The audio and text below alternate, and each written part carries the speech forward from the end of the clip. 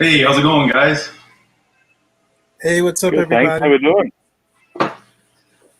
Can you guys hear me? Welcome from Australia, where I can hear you very loud and clearly. Welcome from Australia, where it is lunchtime, where we are. Dinner time here in New York. We're like the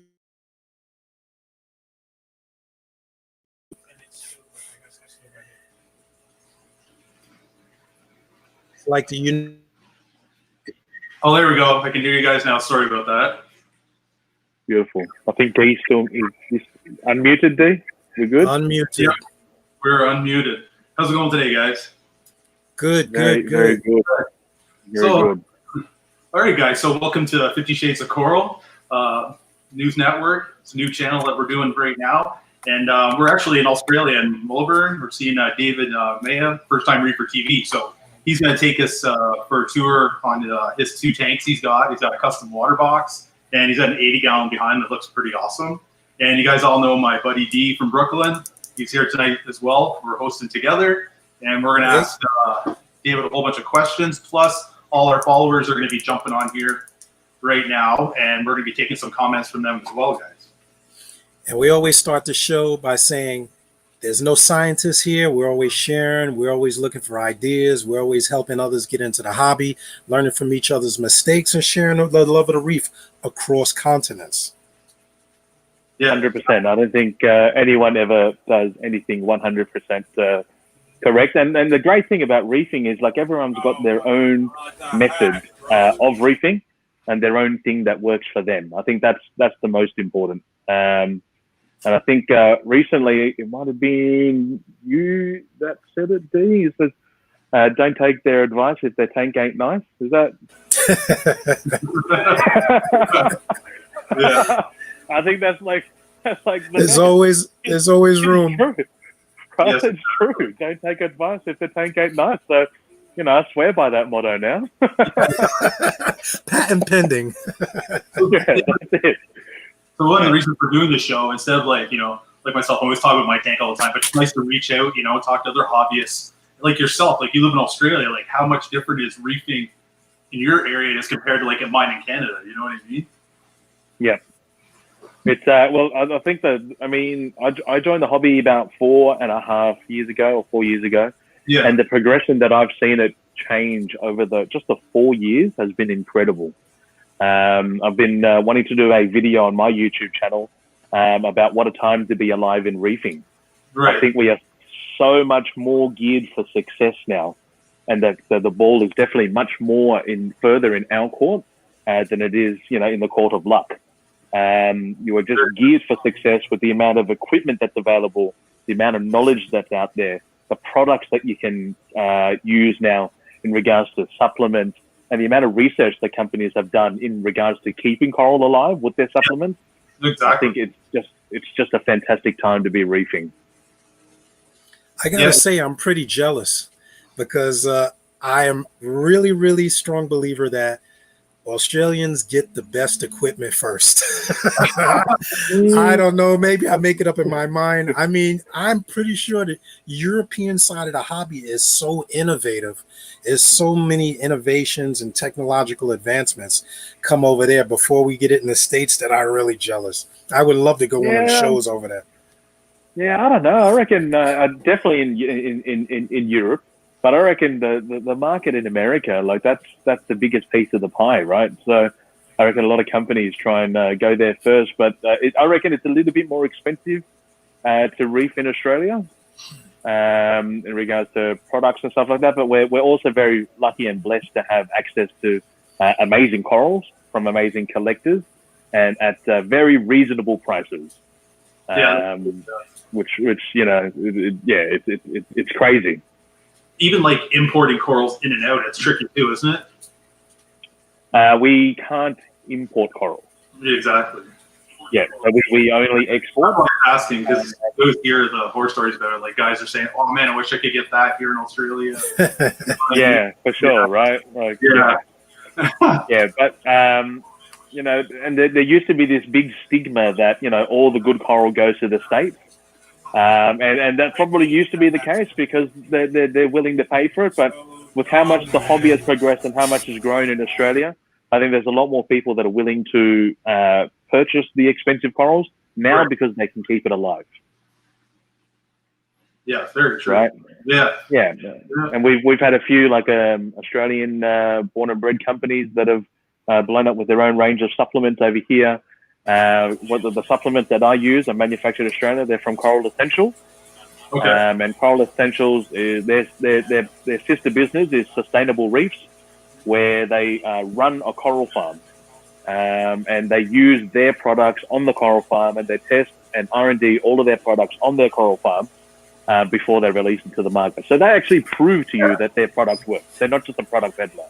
And the funny thing is, like you said, that because they're coming on the Reefing Collective show coming up on the next ones, so they're going to be. Oh, beautiful! Yeah, we're going to have them on there because we've had Paul Lab and the other companies talking about their products and how beneficial they are. So it'll be neat to hear from them as well, and especially hear from yourself that you use them on your tank. Yeah, for sure. And their target is to stop collecting from the wild. Well, exactly. That's what it's all about. They're going to be a fully self-sustained facility. Yep. And they really know how to grow coral. I mean, they're microfragging gold stem torches Really to grow more.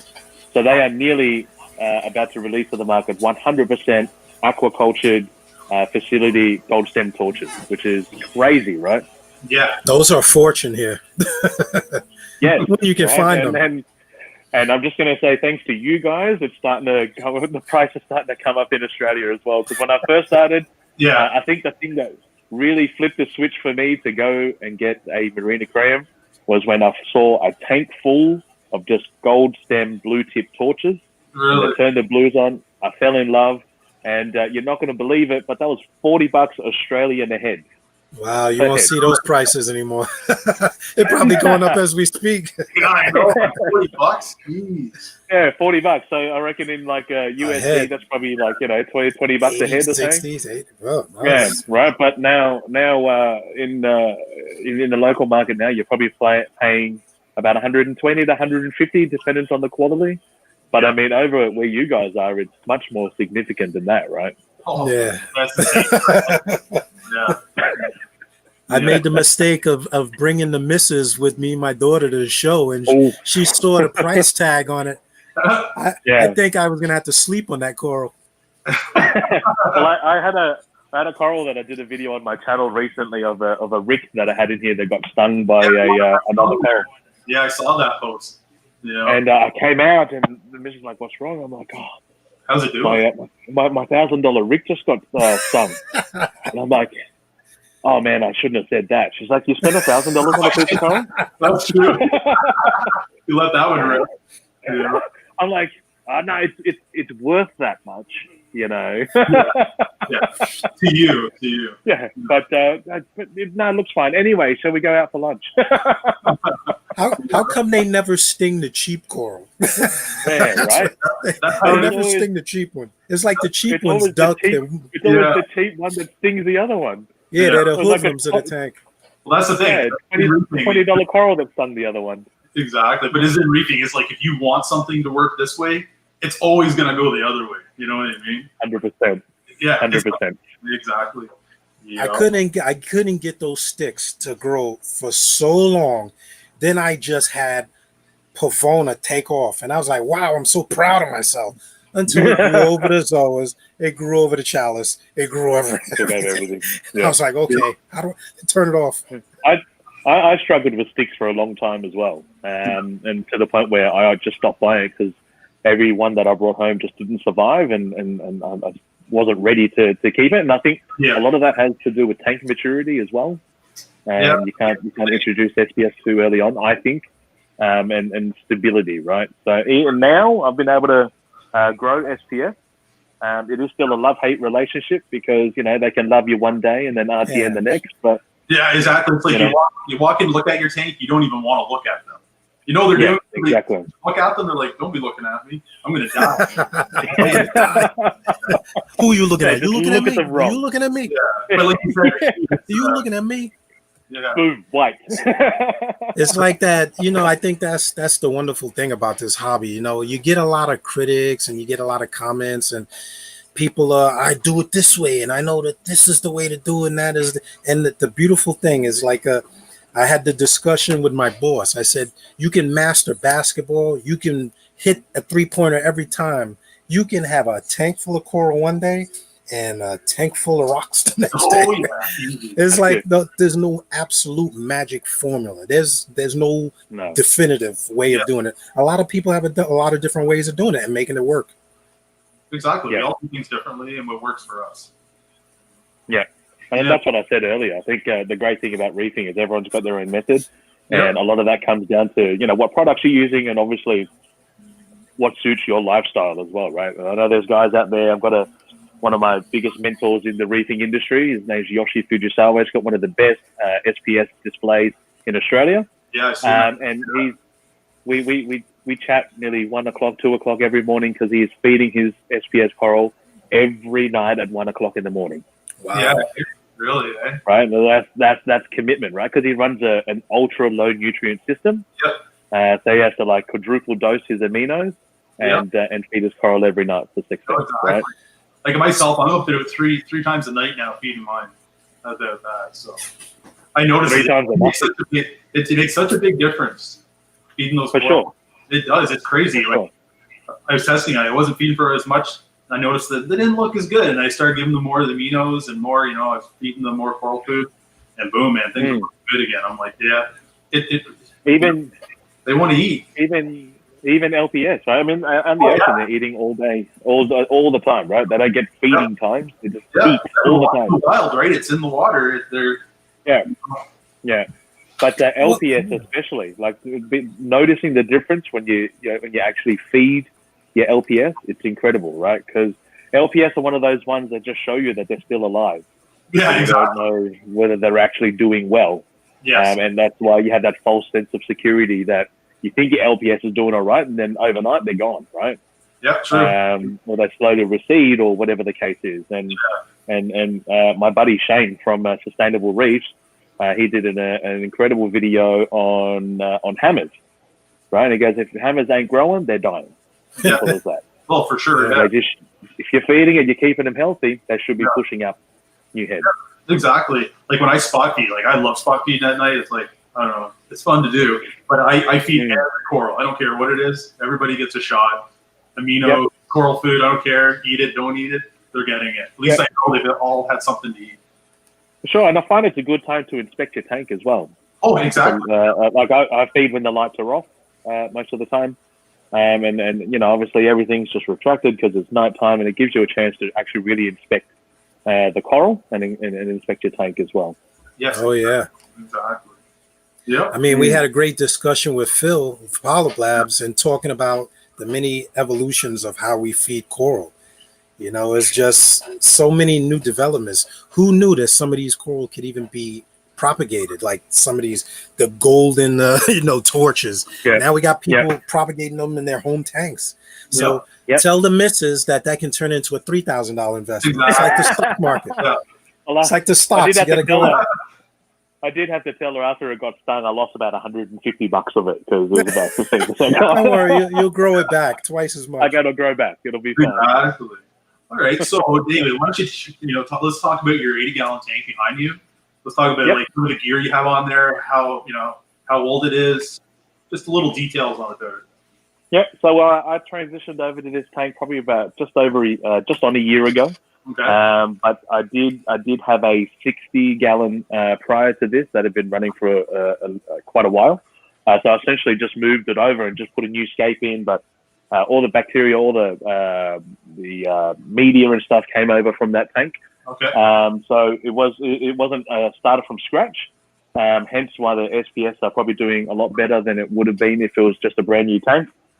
This is the Cade Pro Reef Series 2, which is their second version of this.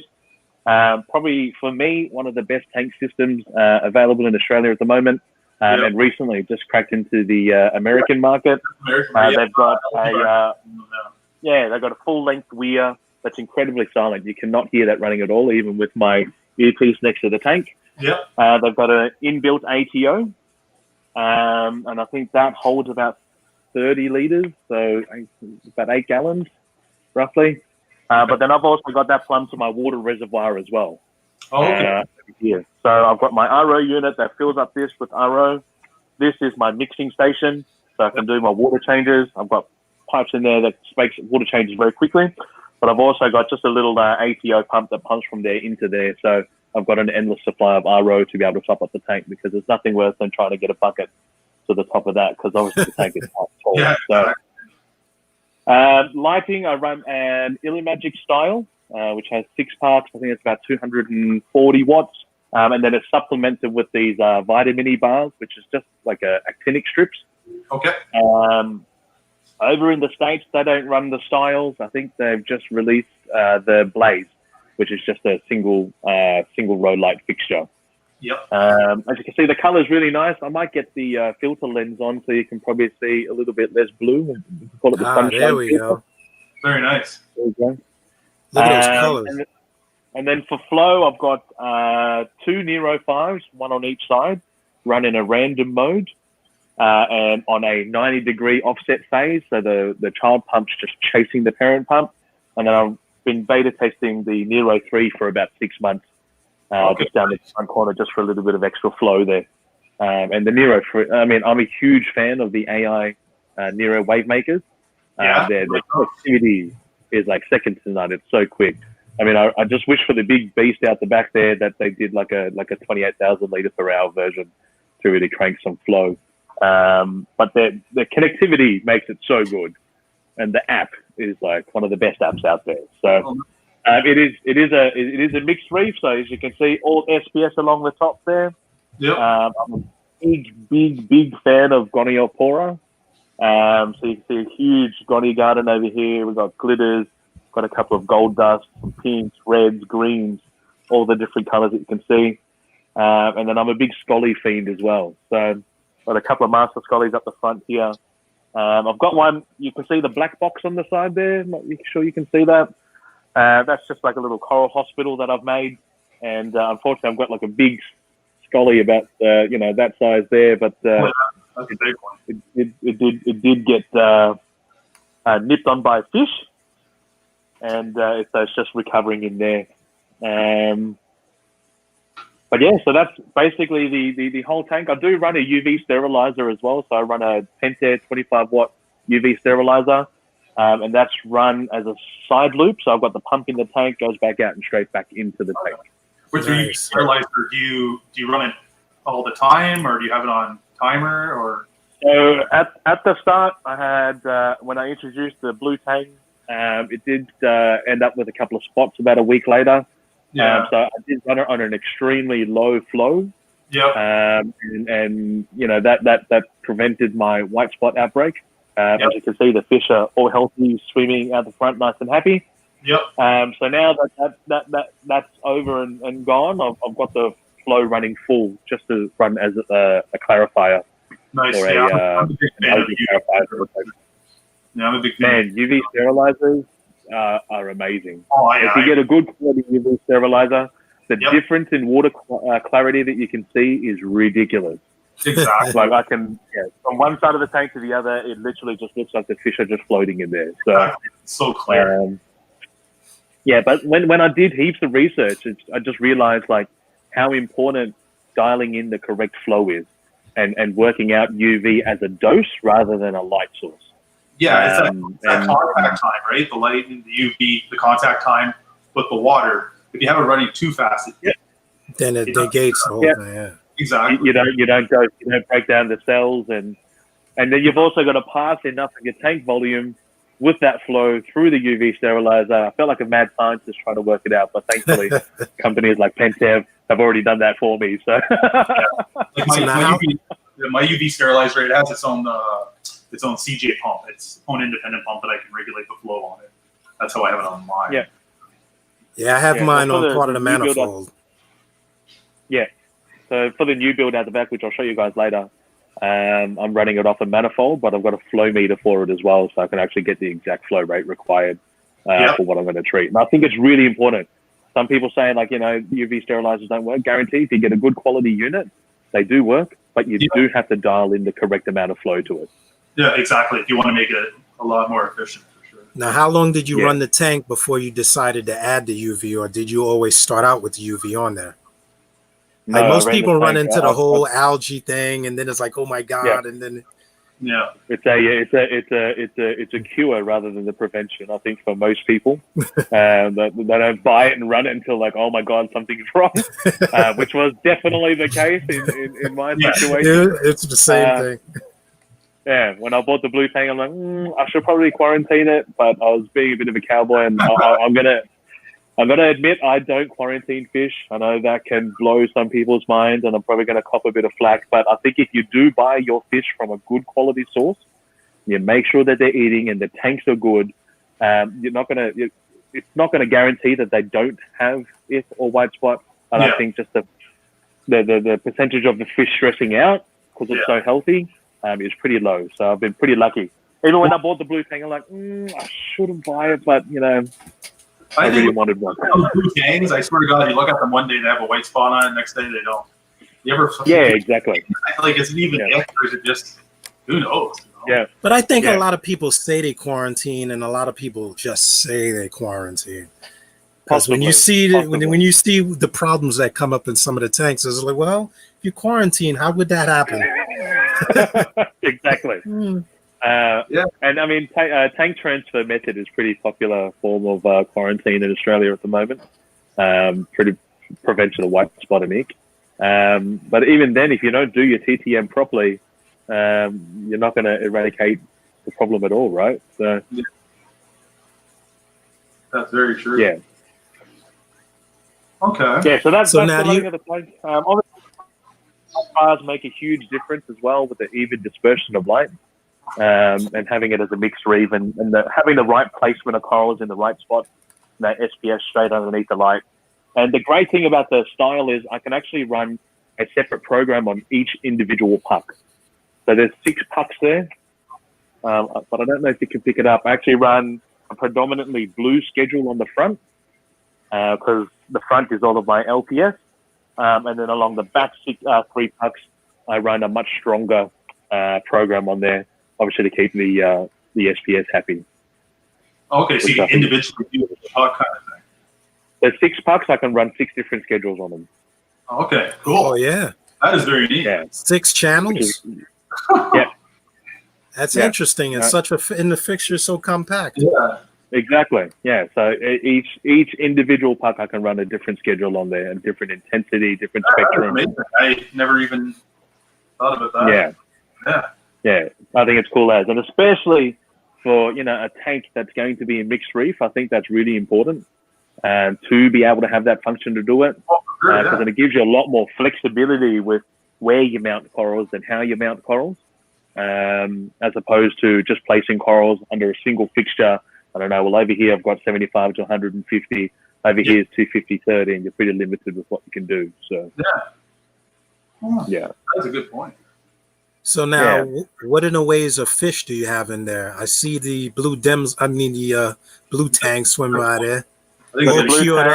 All cured up and healthy. All happy, eats like a beast. That's a yellow tang. Yeah. A single clown because his partner unfortunately jumped out because he got harassed by another fish, which is now no longer with me. PS viewers out there, do not get yourself a lunar wrasse because they are an absolute pain in the backside. They are a bully. They are horrible. Mine jumped out. He was a fish chip. A blessing in disguise. An expensive blessing. Yeah. So and then I've got a 6-line wrasse in there, a little banana wrasse, and some chromis. I don't overload with fish. The fish are basically in there to either control algae or to try and pick off pests, one or the other. And I've got a pair of coral banded shrimp in there as well. Yeah. And that has been the best way for me to control bristleworm. And I don't have a single bristleworm left in the tank. Whereas previously I was absolutely run over them using traps night after night after night. And it's like they never go away. It's like, how do you have so many? Right? It's always good to have one on the reef. Can never go wrong. Yeah, and then a lot of the stuff that I read, people are like, oh, it's really good cleanup crew. I'm like, well, I think there's a lot better cleanup crew out there that you can have for your tank. because I personally believe that bristle worms sort of irritate LPS. I agree. I don't like them at all. Yeah, I don't think they're something worth having in your tank at all, because there's much, Yep. More suitable stuff out there that you can use to use as cleanup crew. But 100%, once you see them crawling, along the skeleton or between the flesh, you can see the coral retract. Well, exactly. And I always do them around my clams all the time, like screwing along the edges. And 100%. You always see people like, oh, they're good cleanup crew in there. They won't hurt nothing. Mm-hmm. Oh man, they multiply so fast, irritate everything. Yeah. Or if you got your hands in there, they could get you too. It's not worth it. Yeah, yeah. And once they run out of that, food source, which generally when people say you have a bristleworm population, stop overfeeding. Or what else are they going to feed on after that, right? Exactly. Well, that's why I love my 6-line wrasse. Oh my God. Yeah. And the chorus wrasse are pretty good at controlling those guys most of the time. Yeah. It's just they get in the rock. They get in the rock, and that's it. Everywhere. So ever since the coral banded shrimp, they've been no problems at all. All right. So can we see your life support system underneath the hood there? Yep. No worries. I'll take the filter off. Let's see what runs this thing. I don't need, so I'm just going to bring my laptop with me. So underneath here, so the K-Pro Reef comes with a dry storage cabinet as well, with power management bars already. And the power management bars come to a control panel that's open on the side, so it allows you side access to get to your control panel. I run the Alcatronic and the Dosatronic. That's been a new addition to this tank. And an absolute blessing. I know, Ryan, you run the same unit on your tank. Yeah, it's a beautiful piece of gear. Definitely keeps things on. Just there's a lot of different systems out there, but I know this is probably a little bit bigger than what the other units are. But when you have a look inside and the quality of the unit you see inside, it's just incredible, right? So the pumps are much chunkier. It's super reliable. My test results have been fantastic ever since running that. So that's been one of the best additions to the tank to keep everything stable. So this tank also comes with manifolds already plumbed in as well. So you've got 2 outlets for your manifold. And off the 2 outlets, one I run the Pax Bellum N18 algae reactor, which is a fantastic piece of kit. I love that. And then just a medium. You got the big boy, don't you, Ryan? Yeah, I do. C36. Yeah, that's a beast.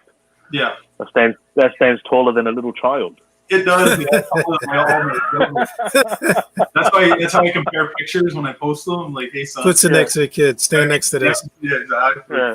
Yeah. That's it. And then I've got a medium reactor that just runs a little bit of carbon and some GFO. I use the phosphate minus from Aquaforest.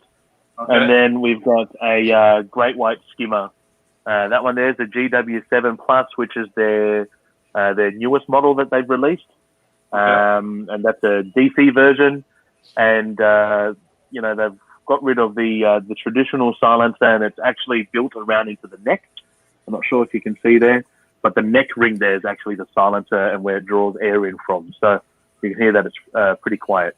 Okay. Would you say your Pax Bellum is like your main nutrient exporter for your tank? Yes. Yeah? Yes. 100%. That and the skimmer. Yeah. I do very minimal water changes, and I found that just works for me. Yeah. Some people out there are religious with water changes. Yeah. But for me, it just works that I found that the less I touch the tank and the less I play with it, the better results I have. Oh, I totally agree. 100%. Myself with my tank, the only time I do water changes, they're automatic water changes if I have to. Yep. Other than that, my calcium reactor, everything does. Yeah. Automatic water changes. See, I'm sick of buckets. That was just a cheap shot, man. I know. I'm sick of buckets for doing it for years. I'm sick of siphoning. Let's just move into that direction of automation. Yeah. But I mean, in a larger tank as well, I mean, the water stability is obviously completely different to something like this. Yeah. Like, you've got so much that needs to go wrong before it affects your water volume. But I do find I am going to have an automatic water change set up on the new tank when we go look at that. You'll love it. but I'm just going to have it there so just for when I want to do a water change, and then I can just automatically do it rather than sticking my hand in the tank and playing around and fixing that and turning off pumps and forgetting to turn the heater back on or something like that. It's just, the more automated, and what I was talking about before, like the more water testing that I can do, and I've got that set to do every 4 hours, the more in tune I am with the tank and understanding what's going on. And I do find sometimes when I do play around with the tank, my alk consumption actually reduces. Yeah. The best is to keep your hands in the tank as much as possible. 100%. So if you're really busy at work and you can't play with your tank, it's a good thing. Just spend time looking at it. Yeah, exactly. So now your system's all open. Now you losing a lot to evaporation, or how much are you seeing that water displacement? Well, I mean, I don't. That reservoir that was in there, which is 30 or 40 odd liters, that would probably last close to a week for me. We're pretty lucky. We're not that hot down in Melbourne. Like even today, I think it's only about 15 degrees, and we're in the middle of spring. So when we do get hot, it's pretty hot in the garage here. So it does get a little bit warm when it does heat up. But thankfully, now that I've built the fish room just behind this wall, I could literally jump through that window and go into my fish room. That's blocked a lot of the sun from hitting that wall and heating up the garage. So the tank sits pretty well.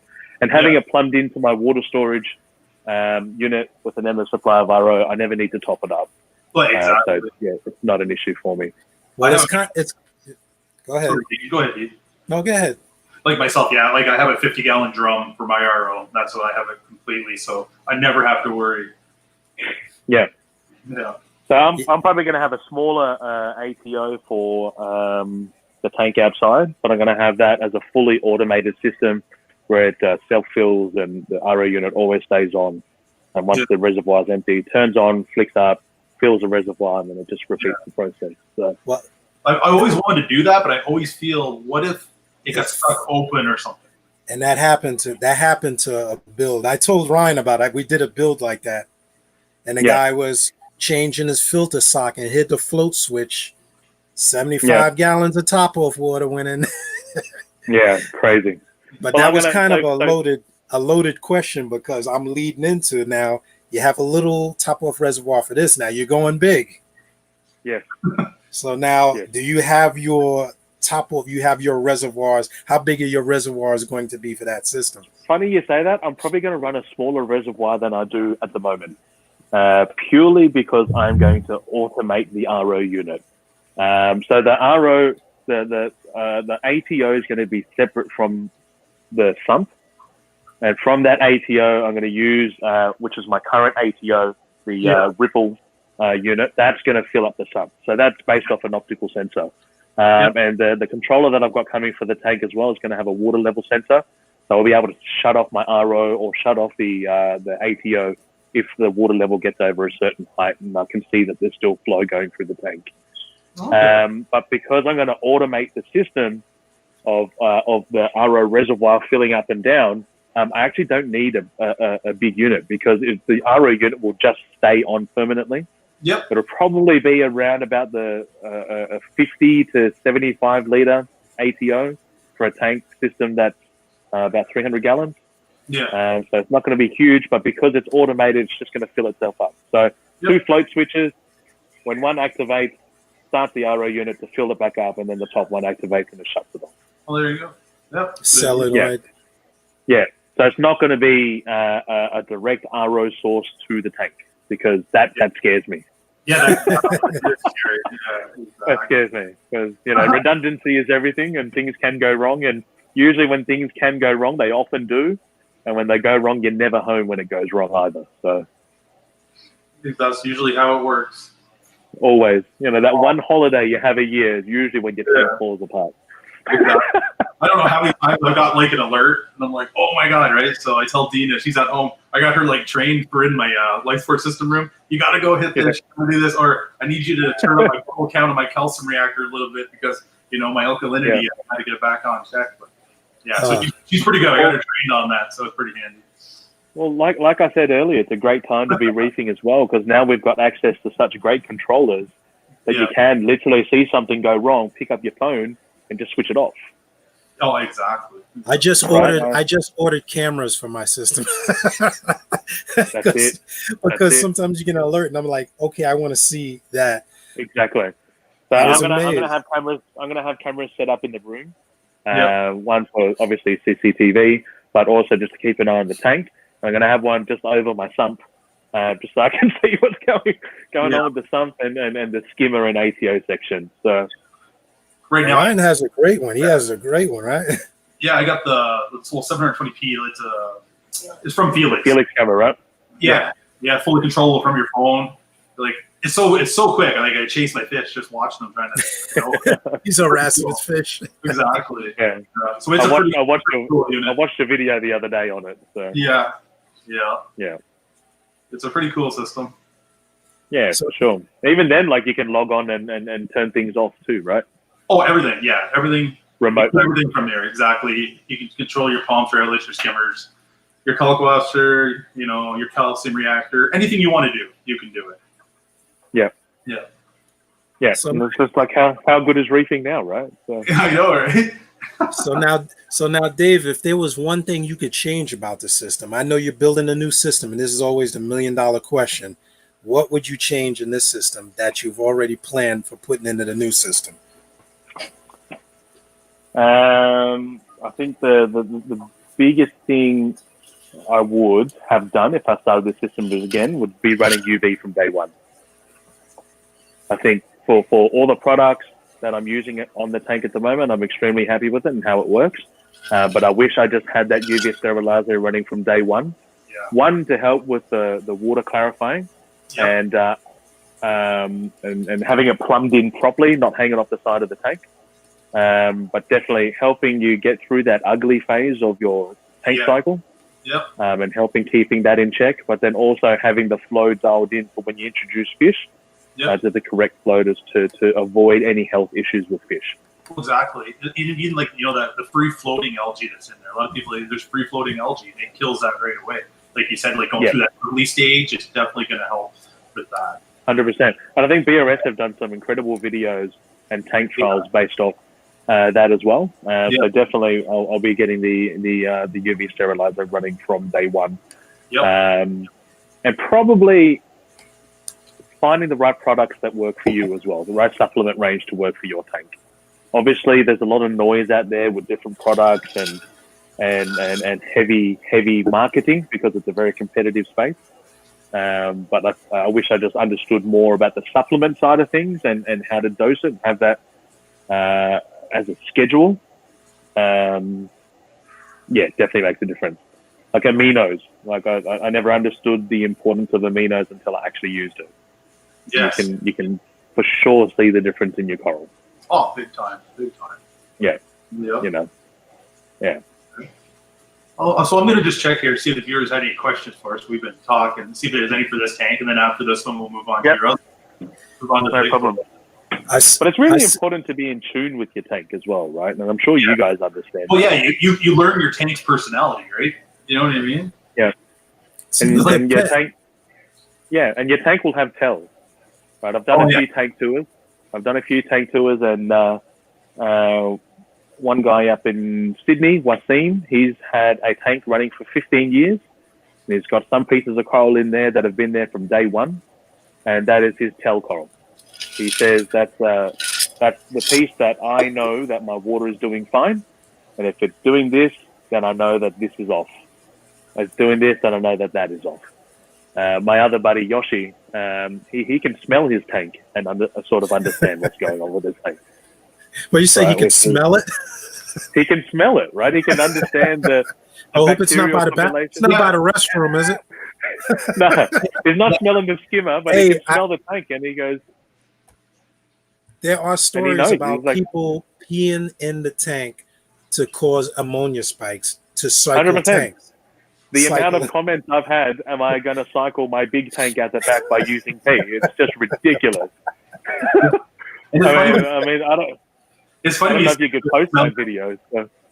It's funny you say about smelling your tank. I know when my carbon is not active anymore because I can start to smell it in my fish room a little bit. When I'm sitting on the couch, you can smell it, right? Yeah, you can smell it, and you're like, it's time to change out that carbon. Mm-hmm. Even like I know when my phosphate is over sort of 0.08 that I run it at, because my zoas start closing up and they start getting a bit pissed at me. Yeah. So then I know it's time to change out my GFO. Yep. So everyone's tank is going to be different. Just get really in tune with your tank. And you know, for someone that's setting up a tank that's new, test every day. Test every day until you understand what's going on with your tank. And whenever you make a change or when you add something new, test your tank every day until it stabilizes and you can actually understand what's going on with the tank. Because you know, a lot of new hobbyists, they get lazy with testing, and everything starts with water quality. Yes, it does. And then a lot of the time, I think with new hobbyists, they get an unfair shot because they're also starting with animals that a lot of them don't understand. Like some of them just buy coral without knowing, okay, this has special needs. This needs low 100%. light. This needs less light. And they kind of get caught up in all of it, and it gets overwhelming. And I think that's a lot to do with research, but also having a really good, reliable LFS as well makes a big difference. Right? You want to make sure the guy that wants you to have success 1, 2, 3, 4, 5 years down the track, not the guy that just wants to sell you every product under the sun so he can cash in on you today. And unfortunately, they're out there, you know, but that's just the way it is. But finding a good LFS and being good mates with them, so when they get good coral in, they give you a message or give you a call. Exactly. I've been going to my same local fish store guys there for like 13 years now, and they're still rolling. You know what I mean? Yeah. And then you get to be friends with them, and you're always chatting it up, and they're very helpful and knowledgeable to other customers too. So it makes it nice. For sure. Yeah. There's nothing that beats a good bricks and mortar store. Yeah. So let's see if we can kick some questions here. We've got one. I'm not sure the name on this one. It's not coming up. Is there a difference on feeding at night versus daytime? Well, I say, a lot of coral feed at night. I think it depends on the coral too. Yeah. Yeah. For me, my gonnies I feed during the light cycle because that's when they're the most extended. But nearly everything else in the tank I feed at night. SPS have much more polyp extension at night. Yeah. Scollies turn into a completely different animal at night. Exactly. Right? Yeah. Even I wake up, the scullies are open when I'm going to work. I'm like, all right, guys, here's some food before I go. You know what I mean? Because you don't like. But in saying that, But in saying that, I think coral adapt well as well. Yes. If you only feed them during the day, they know that the daytime is when they get fed. Yeah, that's when they have their feeding responses out. Because they are animals, right? They do learn. For sure. Yeah. Yeah. Okay, so we answered that one. What's a Facebook user said they missed part of the show and just tuned in and heard about peeing in tanks.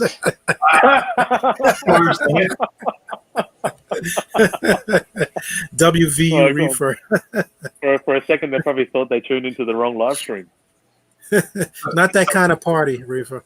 So here we go. So Eric Charlin, he says, I did not quarantine any of my fish either. Yeah, a lot of people don't. They don't. Well, you're always as good as that one time. Whatever you want to do with it, right? Yeah. You're as good as the one time. Yeah, I think everyone, I'm going to say, I reckon most people that get into the hobby do not quarantine fish. Yeah, purely because they've just spent all of their money and bought a very expensive system. And to explain to the partner, well, now I need a tank to quarantine fish so that it can go into this expensive system, I think it just doesn't happen. But at that time, when you've spent thousands and thousands and thousands of dollars on fish, and then the whole tank gets wiped out, 100% from that day forward, you will 100% quarantine every single fish, and you will most likely quarantine your coral as well for a fallow period. Mm-hmm. Right? Because it hurts. And not for nothing, you can get a 10-gallon tank, you can get a 20-gallon tank, and sit. Most of the time, those will fit under something, you know. Exactly. Versus losing a $200 fish or several $200 fish. Yeah. Yeah. Or even like a gem tank or something even worse, right? Like, I don't think people really take quarantining seriously until that one time. So now let's talk. Let's talk about this new bill. Let's get a little background for those. Yeah. First of all, Everybody looking, hello again. If you're not familiar, this is David, my first time reefer. Check out his YouTube channel and sub because he's got a new build going on.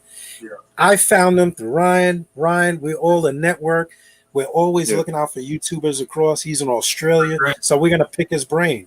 Exactly. We went all the way to Australia today. So that's So for me, I've been in the aquarium hobby since I was like a little kid, right? Like I grew up, and my late father had a big 10-foot tank full of goldfish, and I'll never forget the photo of me standing next to the tank in my undies. And ever since then, I've just loved, like, mad about aquariums. Every day after school, I used to walk down to the local aquarium. Never bought a single thing from him because I was a kid, but I just loved going there, right? Yeah. And then from that, it went to community fish. From community fish in high school, I bred and sold discus in the local paper, and then it got to breeding catfish, and then dealing with exotic fish. And during all of this time, I'm like, man, I can't wait to be an adult and have my own house and build a fish room, right? And spend your own money. Yeah, right. And then the planets aligned, and I got permission from my big boss, and she said yes. And then here we are today. So I could probably take you guys out the back now. We can have a look at it, and we'll go through it there if that's cool. I'm going to bring my little stand with me as well. So. Come on, Vamanos, everybody, let's go. Taking the tank tour. So it is just in my backyard. I'll show you guys. So that behind me there is my fish room, just in the back corner of the house. The missus reminds me every day that would have been a fantastic veggie patch, but unfortunately, you can squeeze veggies in there. Get another Kessel light there somewhere. We do a little aquaponics. Yeah, that's it. You could take that wastewater actually from the RO and aquaponics. Yeah, there you go. I actually watched a video not long ago of a dude that runs a fish and chip shop, and he does aquaponics and grows all of his own organic veggies that he uses in the soil. Yeah. I grew the best tomatoes. I grew the best tomatoes I ever did this year with that waste from the RO. Never thought about reusing it. Yeah. Even, I mean, for people who have freshwater tanks, using your water change water is some of the best water you could use. Not in our case, obviously being salt water, but yeah. So here we are. If you can see the room too well there, but I'll step back. You guys can. Wow, we gotta get some dimensions on that baby. So, can you see me back here? You look like you can swim in that thing. I did swim in it. If you watch my recent video, yes, I jumped in to actually get the scape in here. So the tank is a custom Waterbox tank. From my understanding, this is so far the largest tank that they have built to date. Front panel runs 8 foot long by 18 inches deep, and the tank is 4 foot wide. Nice. So total system volume, I think we said in gallons, was about 300 gallons. Is that right? Yeah, about 300 or 350 gallons. And I'm running random flow generators in there at the moment, and I'll take you guys to see the. I got the same ones. Water action. Yeah. If your pump has plenty of oomph, I reckon this is definitely, you have to have them on your system, because this is no wave makers in the tank at the moment. This is purely just from the 2 random flow generators. Yep. And I think I'm running the 32 mil size. Yep. This is the scape that I built recently, which I documented on my YouTube channel as well, which is like a bonsai style of scape. So that's one structure there. So it's probably in total length from front to back, maybe about 3 foot. Yep. To fill in the tank. And this is the lower structure here. I didn't realize, maybe I miscalculated how big I should have made the structure, but I reckon I'm going to just push this one over a little bit more. Yep. I'm going to build another structure just to fill in this back corner here. So you're going to add one more? I'm going to add one more, yeah. Okay. But it is a peninsula style tank, because I can obviously walk all around it. But They're being tricky. in the fish room. Like when I did the haul, same thing. Trying to give it that pleasing to the eye all the way around. For you know sure. what I mean? For sure. Well, And I that's think a being lot able to more walk around the glass. tank. It's a lot more glass cleaning also. Yeah. And 4 foot's a long distance to stretch over as well to try and get in there. So that makes it a little bit hard. So I'm just going to switch out my.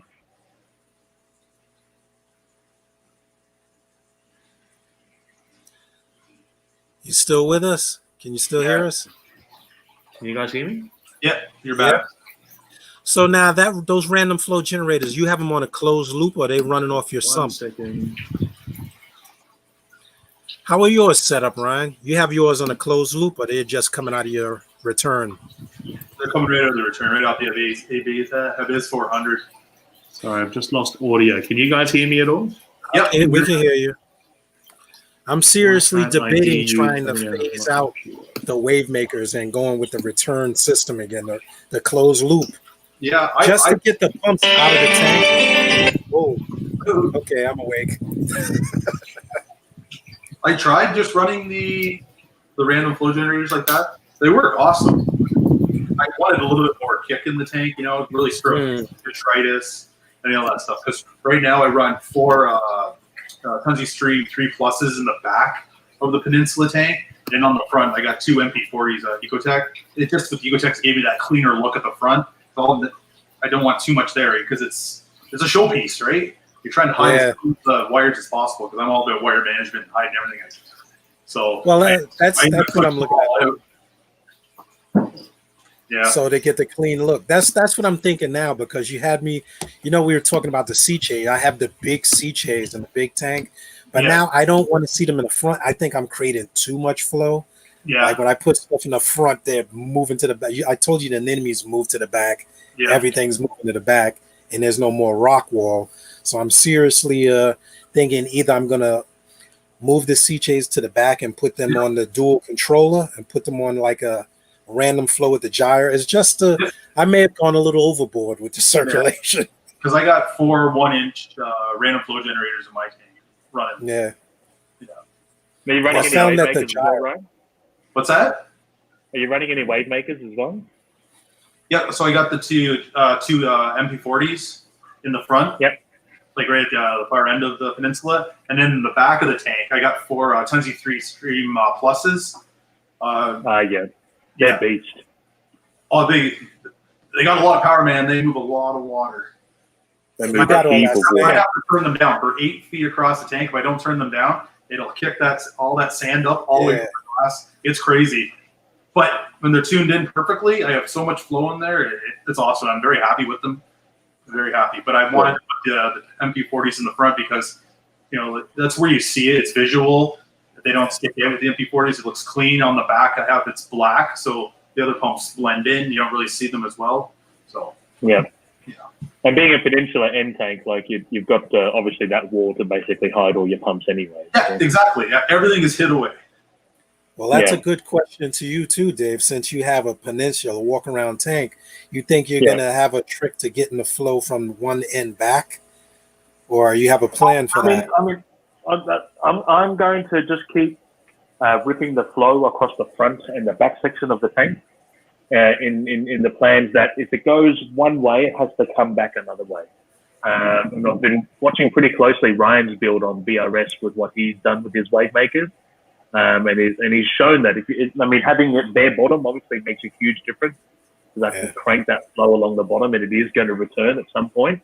Yeah. But it's also just about keeping it suspended as well. So Yeah. I'm still deciding on what wave maker I want to use. So like with mine, I have the two 1-inch flow generators at the front of my. That's what I started out with to see, but I just found even with the other pumps in the back, I wasn't getting enough flow to the far end of the tank. That was my issue. I wasn't liking it. I'm like, what am I going to put there? So I put 2 the other Stream 3s in there, but I found they were just a little too big. I didn't like the way they were looking. So that's why I got the MP40s. I tried not to run anything to the tank, right? I just tried to create, like you said, bring that flow there, but I just felt like I wasn't getting the flow I wanted. You know what I mean? yeah, okay. There's too many dead areas. as soon as you see that dead area, it's like, oh, a little bit of algae starting here because nothing's being moved around. It doesn't have it. Or there's a coral. It's just there and it doesn't even look like it's getting much flow on it. So you might find that as well. Ryan, you might find that as well. It may look like it, but in the end, is it really going to be enough? And since I wasn't pleased with it, so I purchased 2 MP40s. I'm very happy with it now. Yeah, nice. I mean, worst case scenario, I could put a couple of MP40s on this end anyway. And the cable's just up straight in and down to my control cabinet. Anyway, so that's not going to be a big issue. Because everything for myself, I did all my wire management through on the ceiling, hid it away. And I'm like, well, how am I going to hide these MP40 wires? But I had enough room behind my glass on my stand. I just reversed on the opposite way, went down underneath the stand, right? So now it's look on top, wires are nicely tucked down, and they're put away, and the controllers are on. So, yeah. I mean, I think it's much more challenging doing it in tanks with sand to get the flow right, because you actually have to balance that, keeping the sand settled. Yeah, as well as getting enough flow around your coral. So I think with sand in the peninsula, and especially in a tank your size, the challenges are much greater. Because a lot of corals and SPS stuff, they want that flow, right? The way they grow, that flow. Yeah, and it's about getting the tridus suspended for as long as you can, so it can get over the weir and out of the tank. Exactly. You got to get that tridus out of there, whipped up over that overflow box the best you can. That's one of the benefits to not having sand is like you don't have to worry about blowing the sand all over the place. But then again, with the sand, you could tell where the dead spots are too. Yeah. It's obviously more stable with sand as well because your bacteria population is far greater because you've got a lot more surface area. Agreed. But I think if you ride out the first year of a bare bottom, after that, I think it's not too bad. Whereas sand, literally from day one, once you've gone through your cycle, your tank is relatively stable and your bacterial populations do populate pretty quickly. So yes. So that's the tank. I suppose I'll show you guys the take us for a tour. Take us for a tour. Yeah, let's look at the machinery. Yeah, so that's the tank. I'll get you down here. So for the stump, this stump is from Hamali, Australia, which is an acrylic manufacturing company specializing in aquarium products right here in Australia. They've just got over into the American market as well, which I believe is via Eric from Blue Light. So you can get these stumps in America.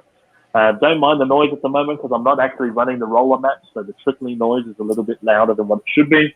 But essentially, it's a racetrack style stump.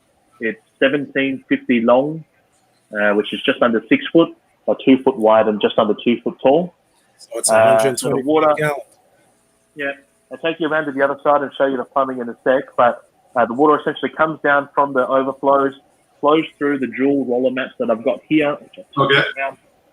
So I've got a dual roller mat here because I hate filter socks and I hate changing filter socks with an absolute passion. So I've got literally 2 there, so I don't have to worry about it for a little time. And then it flows over into the skimmer section here.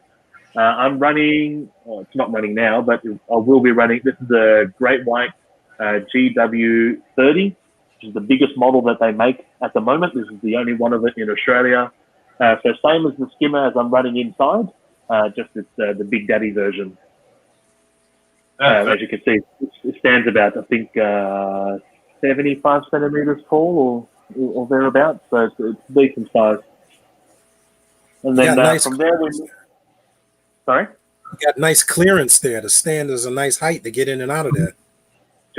I mean, if I could redo the stand, I would probably make it another 4 inches taller, just to give it that little bit more clearance. But the space I had in my front door was 900 wide, 3 foot wide. I had to get the stand exactly 3 foot wide to get through the front door, or else I had to crane it over the house. And exactly. That wouldn't have gone down well at all. When I did my bulk stand, I did it in 2 pieces to get it in here. Yeah, okay. The door, right? And like you said, like for my stand, because I'm 6'2" and I don't like leaning over looking at my, so I made sure my stand was like 4 feet tall. I don't even use underneath storage into my tank, but I put that extra height. It definitely makes a difference. For sure. So we've got two media chambers in here as well. So this one, the water flows through the media, Okay. and then it comes back up, and then the other one's a low flow media area, and that flows over the top of it. For the reason being, I believe you create two different styles of bacteria in the tank, one for nitrate, one for phosphate, and this side will be aerated eventually if I need to control more phosphate. Okay, that's cool. Yeah, so I'll get rid of the chair. So then I've got that section there, which is my, I've got a heater rack in there, and also all my dosing channels up the top there. There, he's back. Sorry? Nice. It's a nice size. Yeah. So 10 John Guest fittings there into there, and then I will be running the Deltec Twintec 3000 calcium reactor. Yep. Which, in my opinion, is one of the best calcium reactors out there on the market. That's what I run. I run a Deltec. Yeah, I love and they're really good, right? Oh, they are very good. Yeah, and then it might get dark over here. So He's starting to look like Hulk Jr. Hulk brother. So then, the water, once it goes through, comes back around the other side and along the back here. Yeah. I've got two media chambers that are plumbed into my manifold. The manifold is actually plumbed as a part of the sump as well. So one will be carbon, one will be GFO. And then I've got two more outlets on my manifold that I can run other equipment. So one's going to be for a UV sterilizer. And the other one, I'm not sure yet because I was going to run a chiller, and I reckon we can chat about that in a sec. I was going to run a chiller, but I think I'm going to run a different method now. Oh, yeah? Yeah. Two Deltec eFlow 12,000 pumps is the heart of it. These Deltec pumps are unbelievable. The amount of flow you see in the tank at the moment, if I go like that, you should be able to see the flow. Yep. Right? The tanks are running, the pumps are running at 50 watts each out of 130 watts. So they're running less than 50%. That's awesome. So they're incredibly efficient pumps. Very efficient. And super, super powerful. I couldn't believe the amount of flow that came out of it. And obviously having the random flow generators in there does just restrict that flow coming out a little bit. But when I had it with no random flow generators, just roaring through the tank. But it was almost too much because it's just too much direct flow for the coral. Well, exactly. And that's what those random flow do, right? They help kick it around a bit. Well, that's the goal. Yeah, that's the goal of it. That's it. The manifold here, you'll see two taps there. So this will always stay closed. This will stay open, and that'll feed the manifold.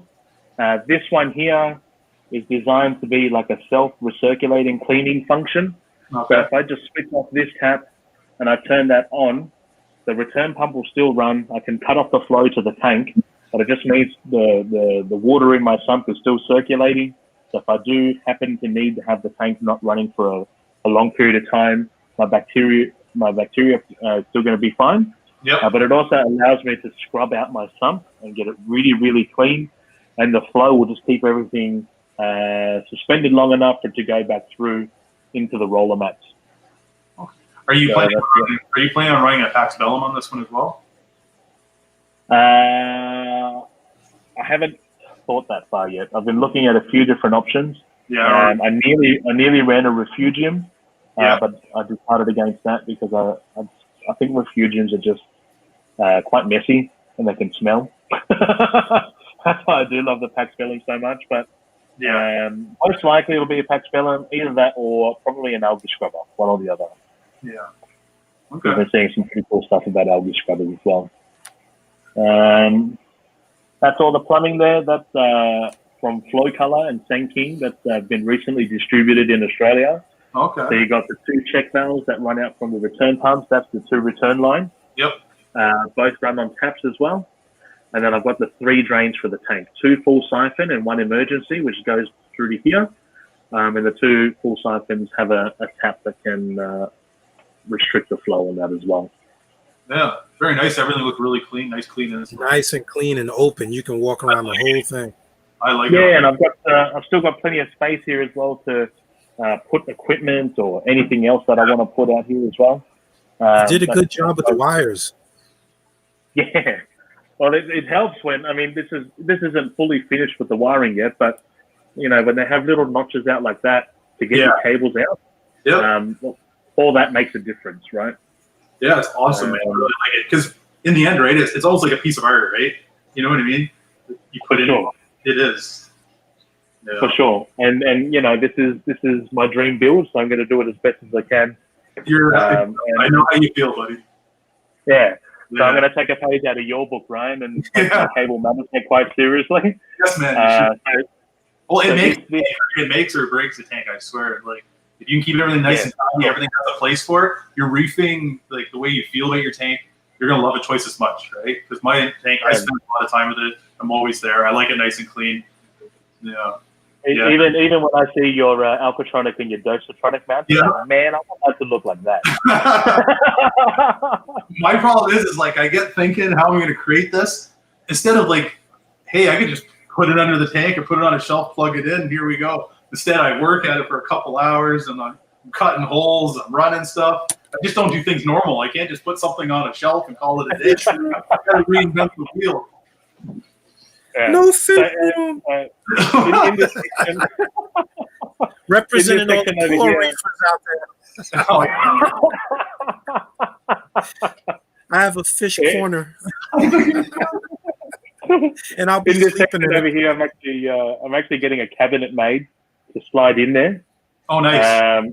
And that's going to be my control station. So all the wires will run into that. Your control. And I'll be able to access everything from the front down. I'll probably have an iPad or something mounted on the front, and then I can always sort of check out what's going on with the tank. And then obviously above the tank, I've got a big L-shaped light bracket. So it's going to bolt to the wall. Yep. And it's literally just going to be a piece of steel just floating over the top of the tank. And then I'll be mounting it into that. So then I can get rid of all the wires and cables, and I don't need to have lights hanging. And exactly. And it'll frame in the tank as well. Yeah. What lighting are you running on this tank? Same? I haven't decided yet. I'm still sort of just checking out because we've had a heap of new lighting fixtures come into Australia as well. Okay. There's the Orfex that are here now. The Atlantics, like they're pretty crazy as a big panel. Obviously, the Radeon G5s are pretty spectacular lights as well. They're relatively new here. And the Illumagics as well, what I'm currently running on the other tank, but their single light fixture might be an option. I was originally going to do T5 LED, but I think I'm going to do LED strip supplemented with LED. As opposed to the traditional T5. Yeah, I did the supplementing lights with the HXO, the Reef Rate kits. Yeah. I love them things, man. They make your corals pop like crazy because I would love taking pictures of corals. And they pop. Yeah, nice. Shopping for new light fixtures now, and I'm definitely looking at the supplemental, the LED strips. Yeah, I miss my Blue Moon T5s. Those used to grow everything. My T5 bulbs. I mean, it's just so tricky copying those settings, and it takes a while to copy them in the LEDs till you get it just right. But that, even like that, like how much has that progressed, right? Like now we're looking at not using T5 bulbs anymore and using an LED strip that lasts a lifetime, and you never have to exchange out a single thing. Like it's amazing. I started out with metal halides. Me too. And until I burned my wrist really well. Really good. And then compact fluorescents were the rage. We've come so far. Yeah. There's one tank actually online that he has solar. He has a sunscreen. Solar tubes? Yeah. Solar tubes shining down. It's awesome. It's pretty neat. It looks really cool. Yeah, I've seen that one. But the wife already said no, so that's out the window. Yeah, so the scope you can see behind me here. So that was all. Can you see it clearly? You can, right? Yeah. That was built using Marco Rock. Yeah. So I've got Marco Rock base in there and Marco Rock shelf and a couple of foundation pieces as well. If you guys if you guys, follow my YouTube channel, I've done a full video breakdown of how I created the scape. Essentially, the Marco Rock base rock comes in really big boulder pieces. I basically just broke that all apart to make sort of like smaller pieces that I joined back together. And I actually used the Marco Rock. I crushed it into a powder and then glued it back together with the Marco Rock powder and a very thin cyanoacrylate super glue. And I know there's a couple of people mentioned like the integrity of the join might not be there. Let me tell you, every time that this structure broke behind me, it was never at the join. It was actually the rock breaking apart itself. It's super strong. And that cantilever arm you see over there, that's all been reinforced with Marco Rock powder and super glue. So it's definitely quite strong. And the process is so easy, and it's really popular in Asia. And ever since I saw it, I really wanted to try it. And because you can create bonsai structures like that. And I think it allows, in the bare bottom tank, obviously, allows for great flow as well in the tank, and lots of different platforms to mount your coral to. Yeah, definitely. Yeah, it's a very cool aquascape that you did. Very impressive. Yeah, thanks, man. Very impressive. I do have to build one more structure, but it's a really quick process to use the super glue and powder. Yeah. Because for me, I've used a lot of different types of products to glue scapes together. I've even used like a product from Bunnings called Aquanita, which is from Sellies. Okay. That's just literally a 2-part putty that you just rub together and then smear it onto the rock. But the drying time and the tedious process of mixing up little batches and putting it on there, then holding the rock long enough for it to dry before you can let it go. Yeah. Sometimes you let it go too early. That structure you've been working on for an hour, it breaks apart. I know, it's awful, right? When it looks so perfect, it looks good, and then you move it, cracks. I hear you. Or you're trying to like fire it, you got a can under here to hold it up, or a stick, or whatever. Exactly, right. When I did my big arch, I had to do that in parts because my arch is probably 3 feet.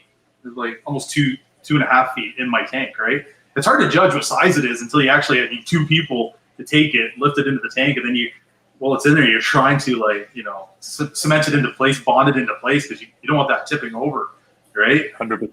Oh man, yeah. So I made it perfect. It was good, and then you moved once. This cracked a bit, so you had to repair it, and then you're really trying to stiffen it up so it doesn't do that again in the tank. But it turned out well. These structures I had to He-Man into the tank on my own because I mean, due to Corona, we're in stage 4 lockdown here, which means you can't have anyone over. You can't leave further than 5 kilometers from your house. Only recently we had a curfew lifted, so getting anyone over to help was just impossible and illegal. So I'm like, man, I can't just keep stalling this build. Yeah. So I just popped up a ladder, chucked on my bathing suit, and literally just grabbed the structure one-handed. So it just shows you that the structure does hold together very strong, and literally just put it into the tank. So for me, I really want to, show people the possibilities of what you can do with the rock skate, and banish the rock wall. No more rock. That's going to be my hazard. We should get rid of rock walls because they are detritus traps and are pleasing. That's the 90s. Yeah, right. Yeah. And with access to what we've got to build scapes with now, we should just banish the rock wall. That can be the new hashtag. Well, you hulked it right in there, so did a good job. Hey, somebody asked where Phil the Sock is. He went out drinking tonight, so he won't be out with us. He'll be hungover in tomorrow's show probably. Yeah. I'll be over there for sure. And there was a question for you, Ryan. They're asking, are your tunsies ramping? Do you have them on a ramp or a wave type mode? Yes, I do. I have them on the wave mode. It's like pulsing mode. I find it really helps. It creates that extra flow and really brings up any of the detritus or anything that I don't want just sitting around in my tank.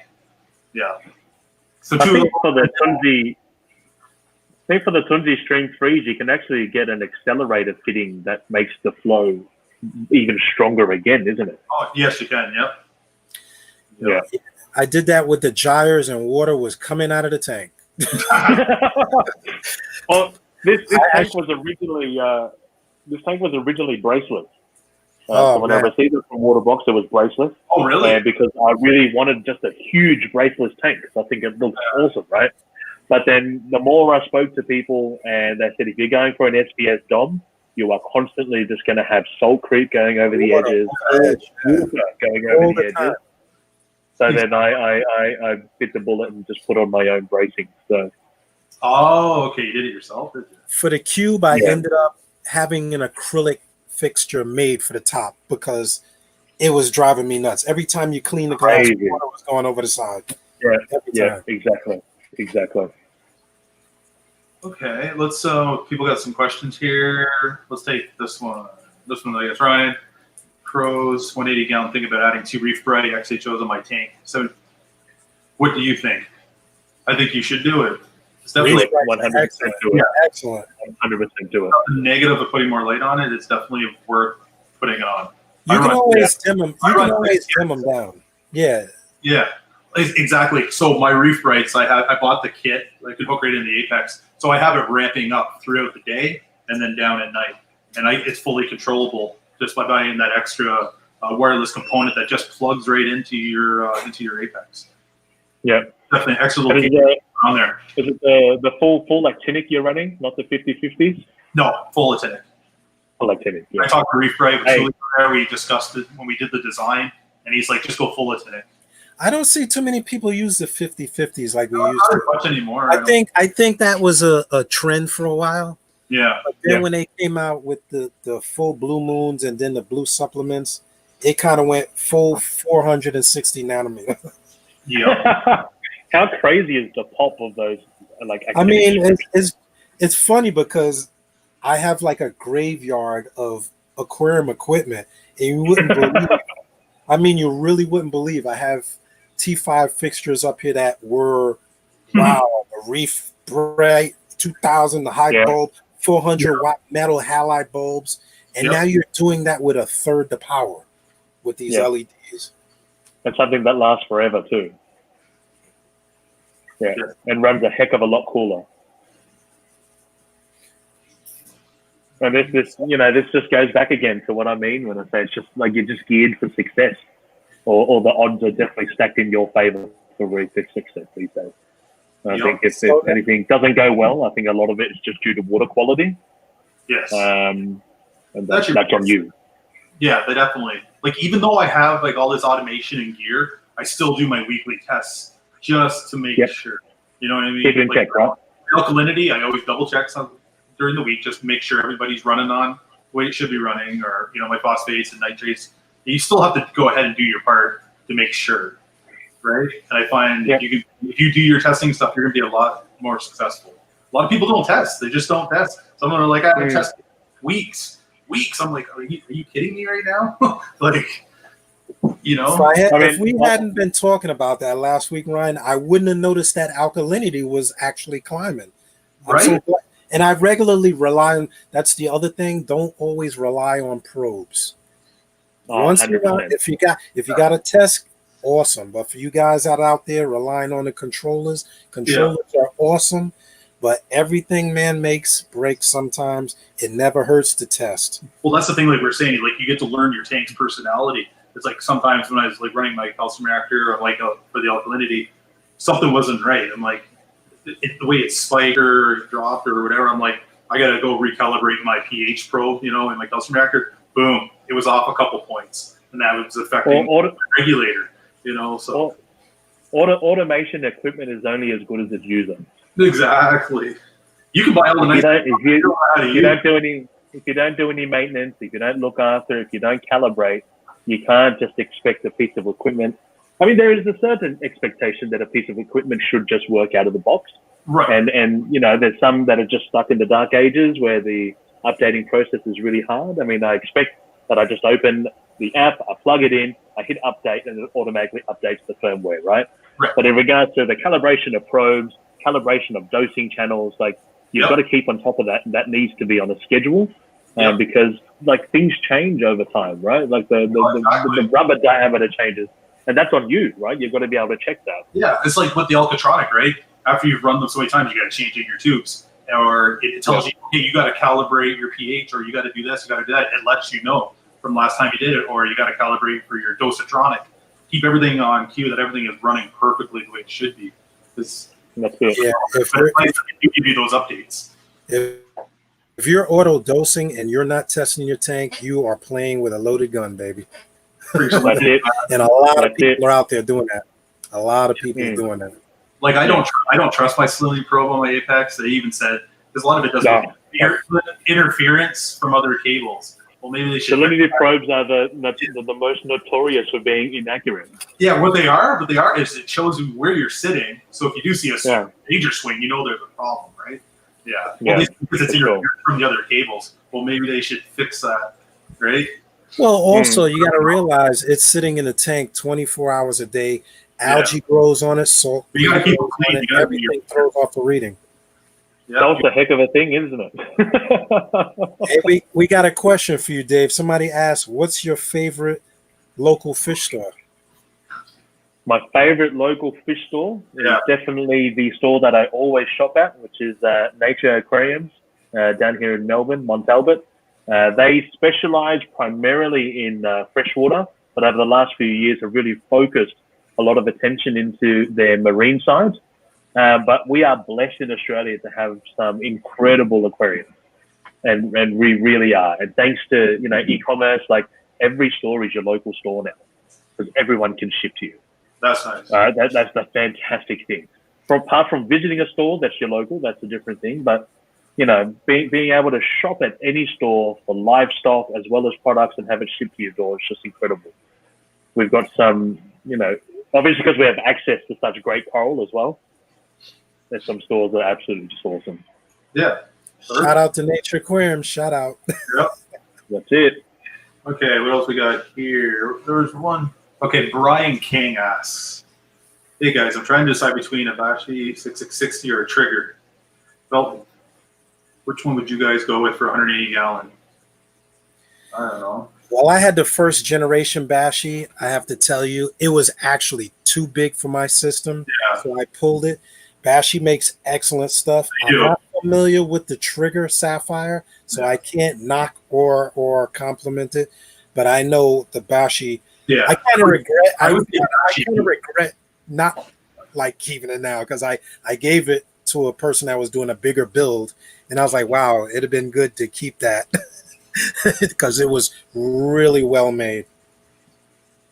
Exactly. I say the Bashi as well. The Trigger, I'm not really up on the Triggers, but I know with the Bashis. They wouldn't want to. They Sorry, were guys, one of my the audio big just companies cut out.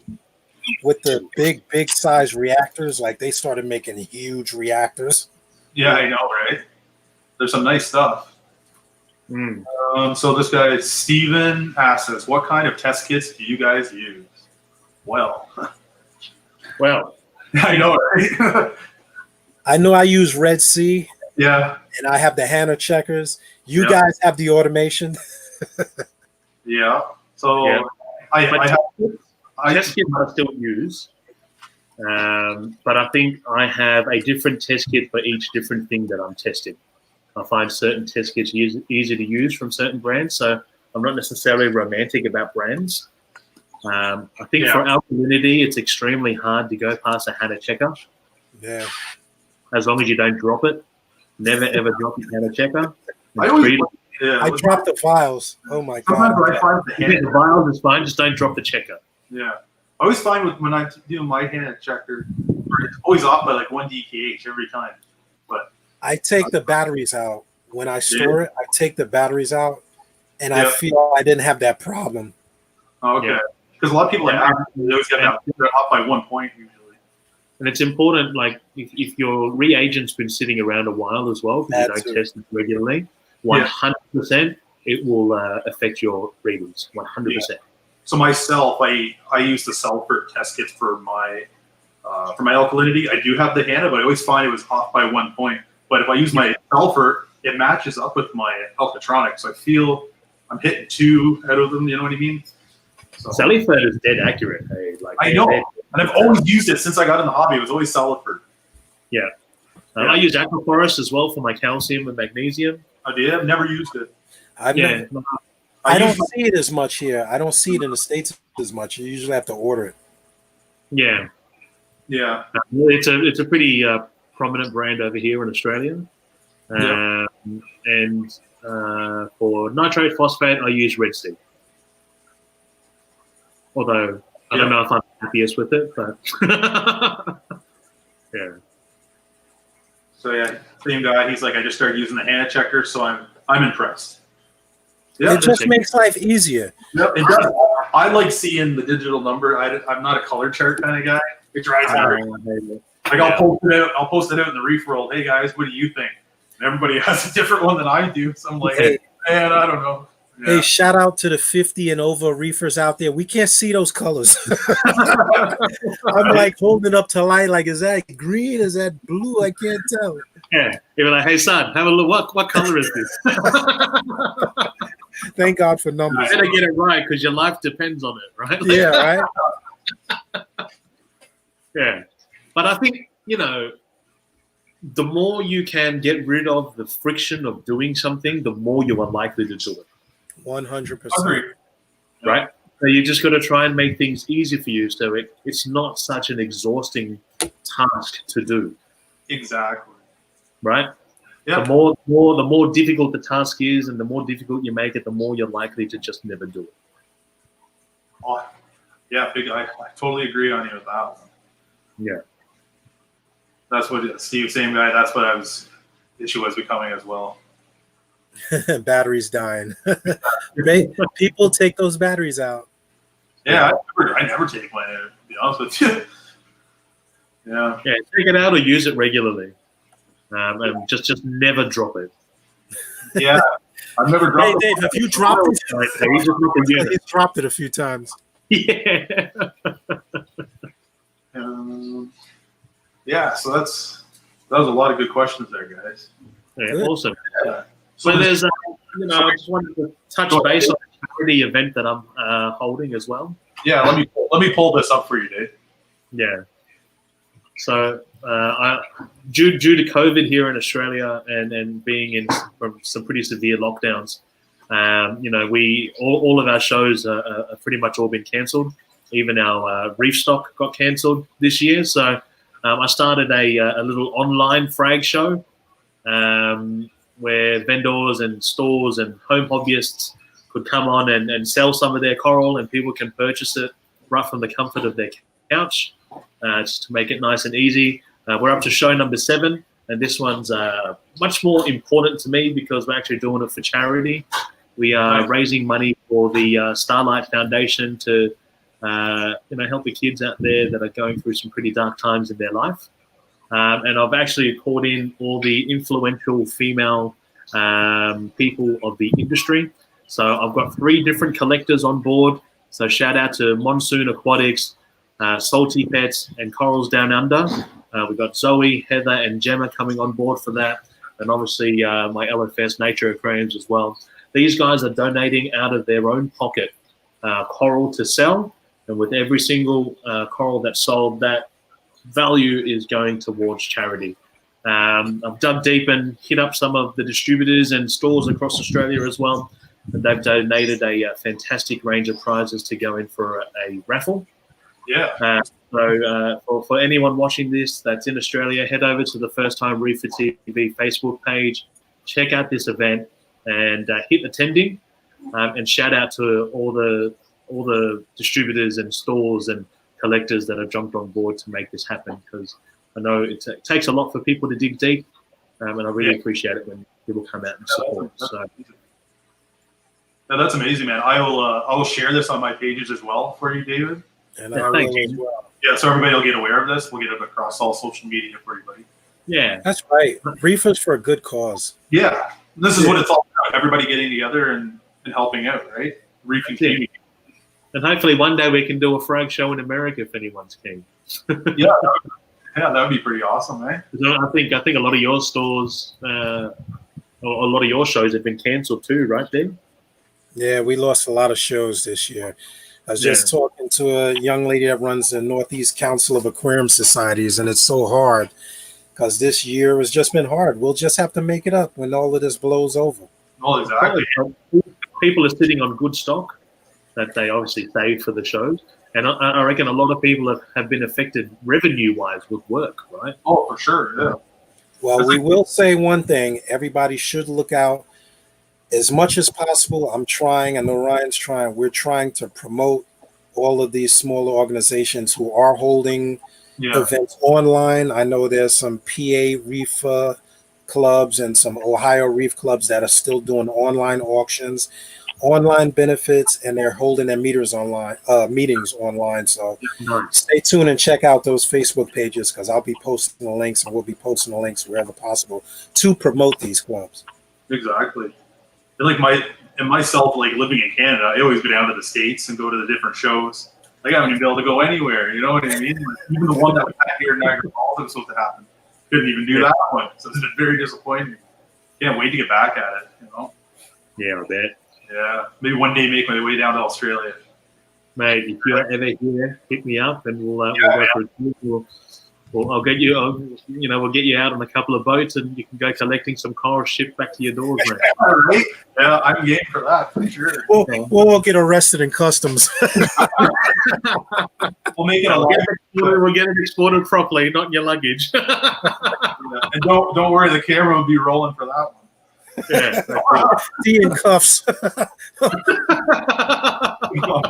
Yeah. Eh? Hey, don't anybody forget, this has also affected our local public aquariums, because these aquariums, they rely on public funding. They rely on visitors to help them take care of the animals and run those systems. So don't forget to support your local public aquariums. Yes. It's important to band together during these difficult times and look out for one another. Yeah, I know it's difficult sometimes, but we've got to think about what people are going through as well personally, because exactly. And that's like doing these live streams and stuff. You get connected, you get to learn all kinds of stuff, and just makes it have a good time. Who doesn't love talking about reefing? For sure, man. For sure, nothing better than for me. Reef shows, like, that's my favorite part, man. Like, right? I know, me too. Friday night or the Saturday night when you're at the pub and having a few drinks and just talking a bunch of crap with all your reefing mates. And especially because everyone's flying in from all over the country. Right. It's a really special event. It's just fun. I reckon I look forward to that more than the actual show.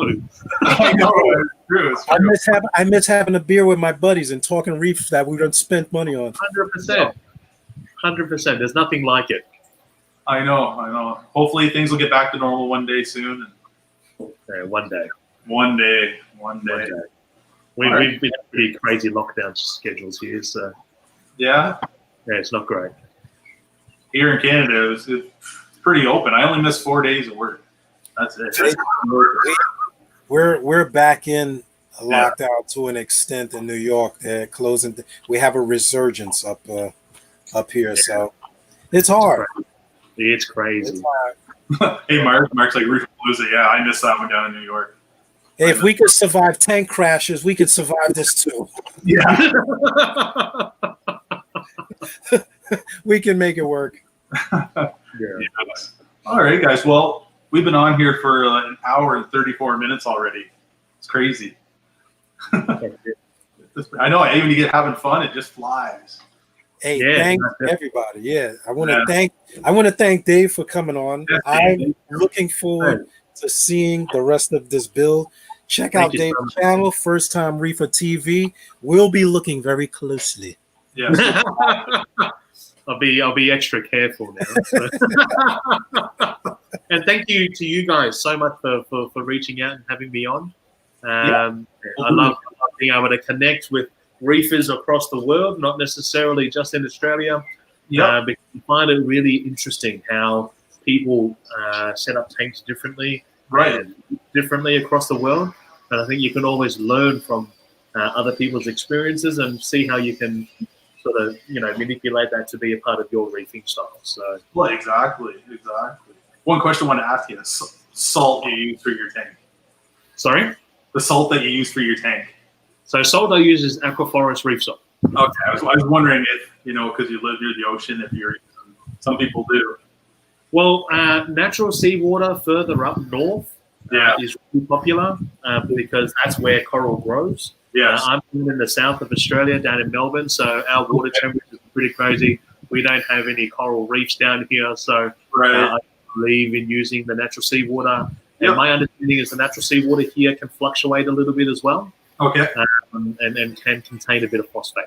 Yeah, I just want to ask because everything is so different all over the place. I know heaps of people further up north collect their own water and use natural seawater with lots of success. But in saying that, I really like being able to control my salt water. Exactly. I know every time I'm going to measure it, I don't need to make any adjustments because I know if I put in the right amount of salt based on weight, the right amount of water, I'm going to get 35 ppt every time.